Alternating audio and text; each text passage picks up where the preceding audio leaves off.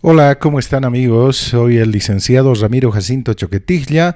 Estamos para realizar esta presentación dentro de lo que viene a ser la maestría en educación superior en el módulo 9, la evaluación educativa en la educación superior.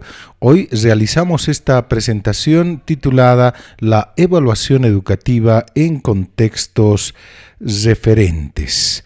Vamos a desarrollar este contenido para que podamos entender un poco la dinámica de lo que viene a ser la evaluación en el ámbito de la educación superior. Empezamos con esta presentación, la evaluación educativa en contextos referentes, una reflexión sobre la importancia de una evaluación que se constituya en un puente hacia la construcción colectiva de conocimiento y una práctica pedagógica transformadora. Hacemos una introducción reflexiva. Sin duda, la evaluación educativa no puede seguir siendo entendido como un mecanismo simple o como una herramienta para terminar clasificando a los estudiantes según a los resultados numéricos, ¿no? Es importante plantear una mirada profundamente transformadora de la evaluación, acorde al modelo educativo sociocomunitario productivo, el cual es el pilar normativo y pedagógico de la educación en Bolivia. Sabemos que hasta hoy todavía persisten las prácticas tradicionales de la evaluación, centradas en pruebas estandarizadas, exámenes que solo ponen de relevancia la práctica memorística, también calificaciones que no reflejan esa globalidad o esa integralidad de las capacidades que tienen los estudiantes. Entonces, sin duda, hay una desconexión entre la normativa nacional y la práctica institucional. Esto quiere decir, si bien nuestras normas, leyes están en la búsqueda de poder tener una evaluación holística, integral, sin embargo, la práctica parece que se quedó nomás atrás, no se cumplen, las normativas, la reglamentación, y de repente no se cambian aquellas viejas prácticas, y por ello se requiere una urgente reflexión crítica y de transformación pedagógica. Entonces, vamos desarrollando y argumentando. A ver, 1. Evaluación cualitativa y cuantitativa en el modelo educativo sociocomunitario productivo. El modelo educativo sociocomunitario productivo, sin duda, ya propone una articulación entre evaluación cualitativa y cuantitativa. La primera, la cualitativa, nos permite observar y valorar el proceso educativo en su totalidad, sobre todo reconociendo los talentos, las cualidades que tienen los estudiantes.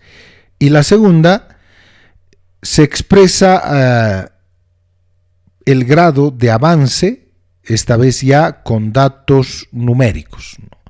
Cuánto aprendió el estudiante, cuánto sabe el estudiante sobre un determinado tema. Y esto es reconocido mediante la asignación de un dato numérico. Ahí este dato numérico expresará si el estudiante sabe, no sabe y en qué porcentaje, ¿verdad? Entonces, he ahí la diferencia entre lo que es un examen, una evaluación cualitativa y cuantitativa, ¿no? Ahora, haciendo un análisis, vamos a reconocer que, sin duda, en nuestro modelo educativo, en la educación boliviana, predomina eminentemente la cuantificación del aprendizaje. Estamos ya permanentemente asignando un número, nos interesa más saber el número que obtiene, de promedio que obtiene el estudiante, que de reconocer y de valorar las potencialidades, las cualidades que tiene el estudiante. Entonces, con el predominio de la evaluación cuantitativa, con escasa aplicación de técnicas cualitativas, como ser, por ejemplo, portafolios, observaciones o diarios reflexivos, ¿verdad? Estas técnicas cualitativas son muy poco utilizadas en nuestra educación, ¿no? Estas técnicas cualitativas como los portafolios, observaciones o diarios reflexivos se usan pero muy rara vez, ¿verdad? Entonces, esta tendencia sin duda limita la comprensión holística del desarrollo del futuro maestro, en este caso hablando de la educación superior, y se centra la atención en los productos más que en los procesos formativos. La evaluación cuantitativa no nos permite ver el proceso de aprendizaje de los estudiantes, sino simplemente nos permite ver una evaluación final, ¿no? A ver cuánto de nota asignamos al estudiante, ¿verdad? Entonces, por ello señalamos que en nuestro modelo educativo prevalece la evaluación cuantitativa, con un porcentaje minoritario, diría yo, de la evaluación cualitativa. Vamos con la 2. La evaluación desde las dimensiones del ser, saber, hacer y decidir. Estas 4 dimensiones que sin duda deben ser consideradas para el desarrollo integral de los estudiantes. ¿Qué implica el ser? El ser implica la práctica de valores y principios. En las escuelas superiores de formación de maestros se lo mide más por conducta visible.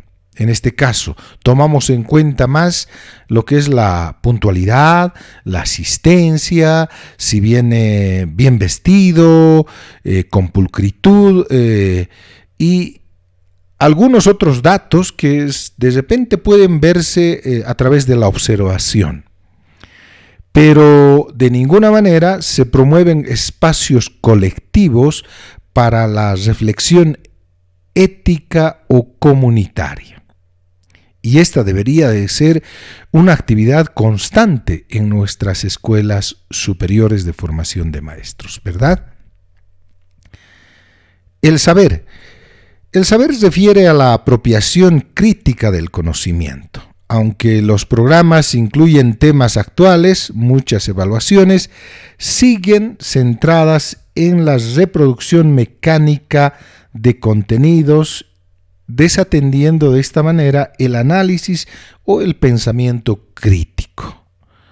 Seguimos practicando la memoria, ¿no? A ver, ¿cuánto sabes? ¿Cuánto de capacidad tienes para retener en tu memoria algunos datos, algunos conceptos de las ciencias?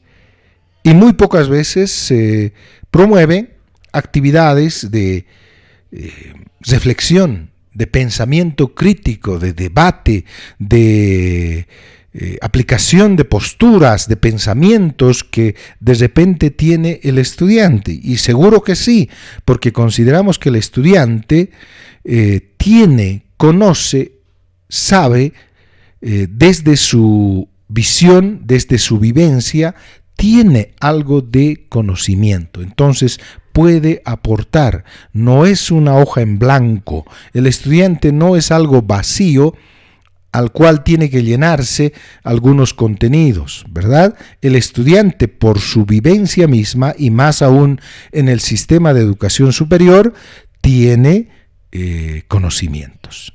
Ha aprendido algo ya de la vida, tiene una vivencia. Por tanto, al ir abordando los contenidos, estos pueden ser bien alimentados desde el conocimiento también del contexto del estudiante. Por ello decimos que el saber no tiene que ser simplemente a la apropiación de conocimientos, sino tiene que ser una apropiación crítica del conocimiento, haciendo énfasis en el análisis, la reflexión para el desarrollo del pensamiento crítico.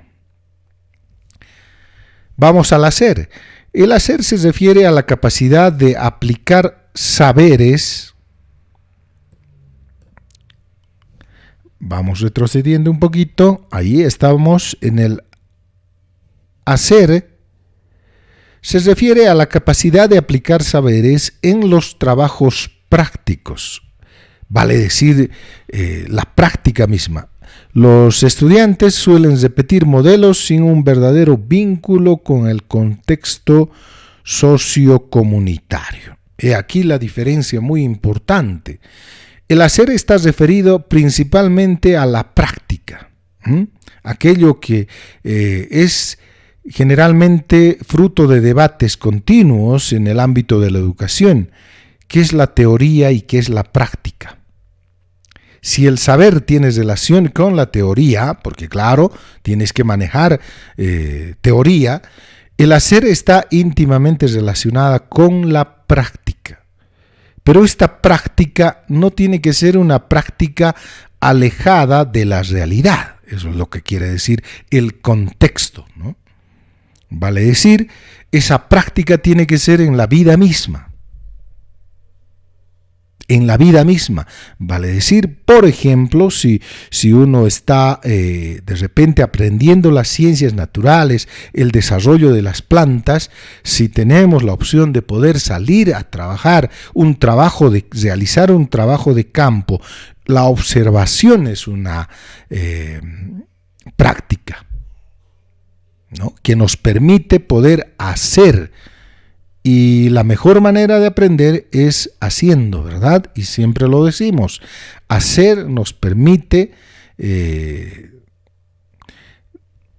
realizar un aprendizaje muchísimo más fácil, por así decirlo. Y vamos con la última dimensión, del decidir. Esta alude a la toma de decisiones transformadoras. Esta dimensión es clave para formar educadores comprometidos y lamentablemente está escasamente valorada y no se promueve sistemáticamente su desarrollo evaluativo. Decidir es tomar decisiones, es actuar, es también parte del hacer, pero ya tomando decisiones dentro de tu contexto, dentro de la realidad. ¿Para qué? Para transformar la realidad. Eso es a lo que alude principalmente la dimensión del decidir. Que sea una persona que se comprometa, que sea una persona que sepa tomar decisiones y tomar acciones también, ¿no? Es muy importante aquello. Y así, estas son las 4 dimensiones que se deben tomar en cuenta en el proceso de la evaluación. Ahora, como punto número 3, revisemos algunos principios evaluativos en el modelo educativo sociocomunitario productivo. A ver, podemos tomar en cuenta los siguientes principios evaluativos. Es importante la unidad, la integralidad, la comunidad, la pluralidad, la productividad y la transparencia. Son estos 6 principios fundamentales que se deben tomar en cuenta para tener una verdadera evaluación. La integralidad, por ejemplo, significa abarcar la integralidad de las dimensiones del estudiante, ¿no? ¿Cómo? ¿En dónde? En su comunidad, vale decir, en su contexto, tomando en cuenta las diferencias culturales. Por eso hablamos de pluralidad, ¿no? Y hablamos también de productividad porque se trata de hacer, ¿no? Ahí viene la dimensión del hacer, de producir, ¿verdad? Y finalmente, este principio, el principio de la transparencia, es muy importante a tomarlo en cuenta. Ahora hablemos un poco sobre los roles del maestro en la evaluación. A ver, ¿cuáles deben ser estos roles del maestro al momento de tomar o de realizar una evaluación? Los maestros tienen que ser un 20% reflexivos, sin duda, reflexionar. Un 20% acompañantes, se convierten en los que están al lado del estudiante para poder apoyarlos, ¿no? Motivadores, otro 20%, saber llegar a ellos con motivación para permitir el desarrollo de todas sus potencialidades o sus cualidades, ¿no? También generadores, debemos ser los maestros generadores y sobre todo creativos. La creatividad es también muy importante. Pasamos. 5. Estándares de calidad educativa y evaluación en educación superior. A ver,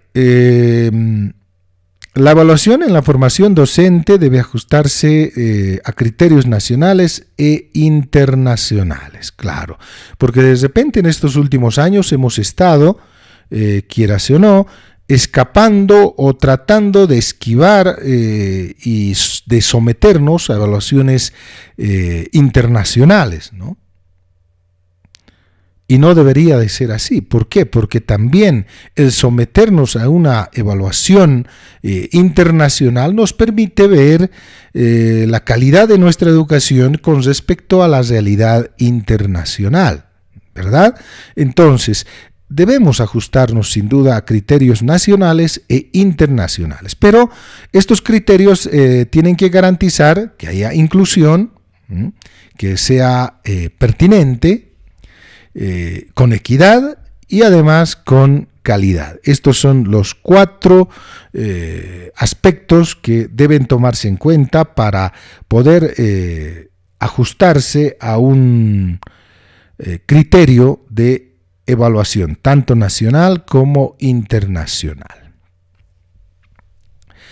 Por tanto, las instituciones formadoras de educadores tienen el reto de implementar procesos de evaluación que incorporen. A ver, nuestras instituciones deben procurar el implementar dentro de la evaluación, los saberes ancestrales. Por eso somos un modelo sociocomunitario, ¿verdad?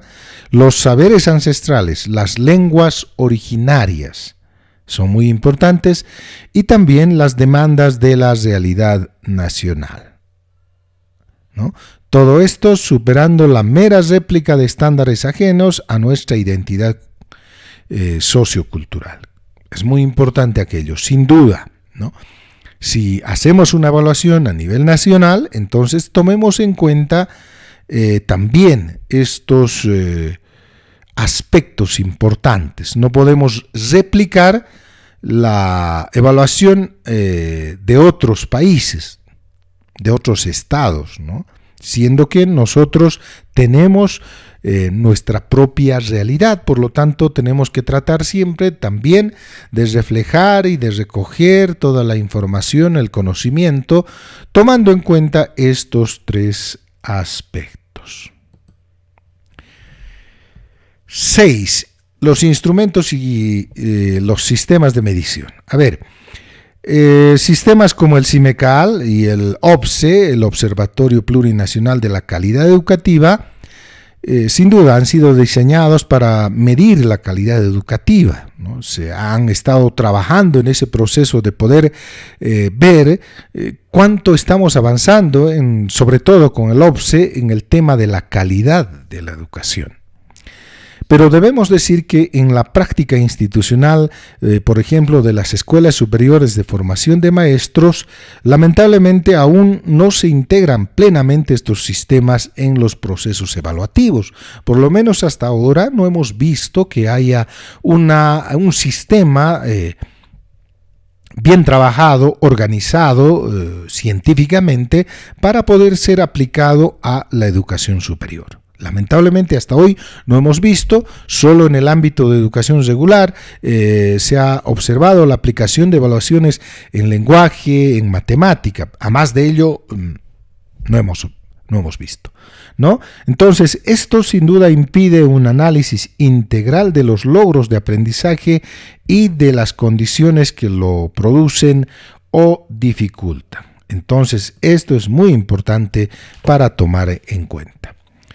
Conclusiones. Entonces, sin duda se devela la necesidad de un cambio profundo en la forma de entender y aplicar la evaluación en el sistema educativo boliviano. Esto implica, 1, abandonar definitivamente las pruebas memorísticas como único criterio.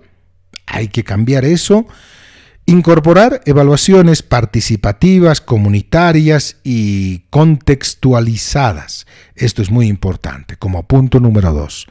Y el punto número 3, fortalecer la dimensión formativa de la evaluación con retroalimentación permanente, porque no solo se trata de evaluar y dejarlo ahí, ¿no? Se trata de hacer un seguimiento. Entonces, urge una transformación de la cultura evaluativa, pasar de la calificación a la valoración integral del ser humano en formación. Esto implica valorar la diversidad cultural, lingüística y territorial de los estudiantes, formar formadores que asuman la evaluación como herramienta emancipadora. En síntesis, podemos decir que la evaluación no puede ser un obstáculo para el aprendizaje, sino un puente hacia la construcción colectiva de conocimiento y una práctica pedagógica transformadora. La evaluación no es un proceso final, es un proceso que acompaña al proceso formativo. Con esto terminamos. Muchas gracias les decimos a ustedes por habernos seguido y será hasta la próxima. Gracias. Chao, chao.